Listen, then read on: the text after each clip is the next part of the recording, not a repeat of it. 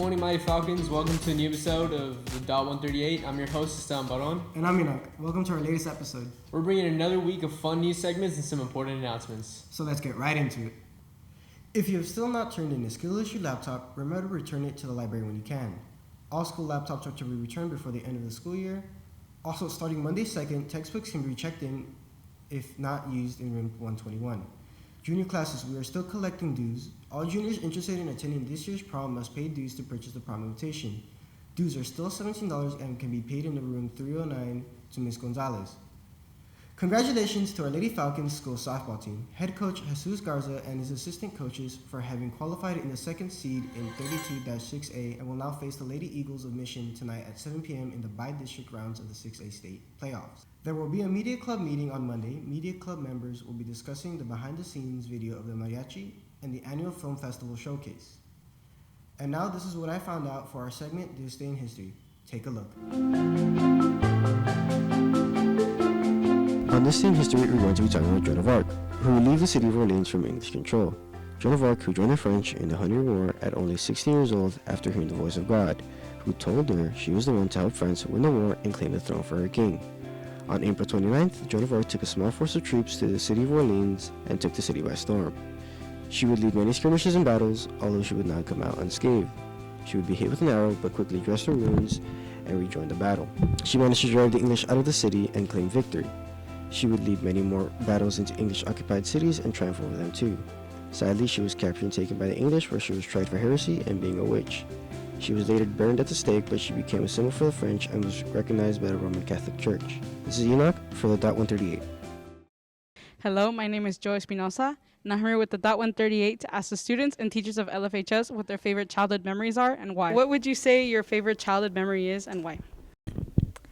I'd say Halloween every year because I usually go to my neighbors and it's just really prominent in my childhood, so that's my favorite childhood memory. Well, my favorite memory is when I was 12 years old, traveling with my soccer team to Mexico City, playing this important soccer tournament and winning. It was important. It was like my favorite memory because it was a whole week over there in Mexico with all my friends. Even my family went, so they got to watch me play and all. So it was a good experience.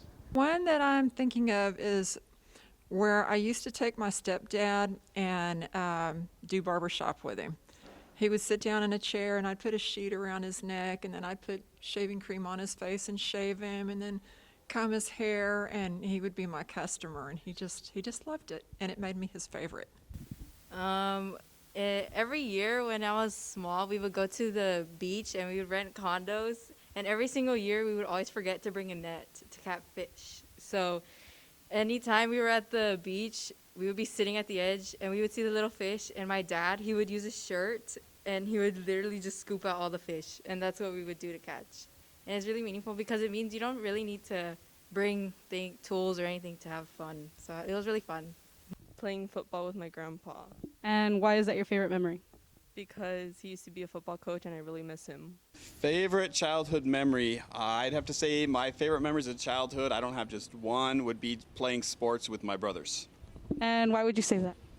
I would say that probably because just how important family is and the importance of just having a good family to grow up in. As you may have noticed, family is very important to the students and teachers of Los Fresnos High School.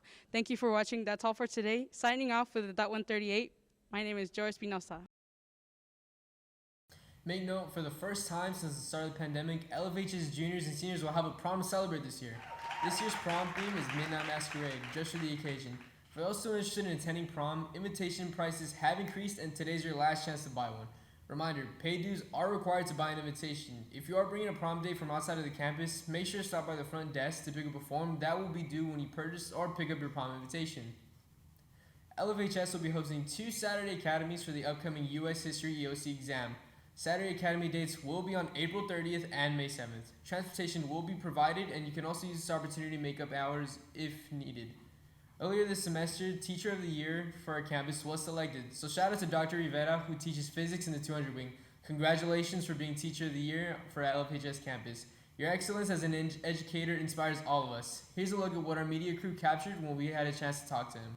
My name is Dr. David Rivera. I'm a physics teacher here at Los Fresnos High School. There's a few different things that inspire me to be a teacher. I guess like the look on a student's face when you're teaching a difficult concept and it all just kind of like clicks and you see that like light bulb come on.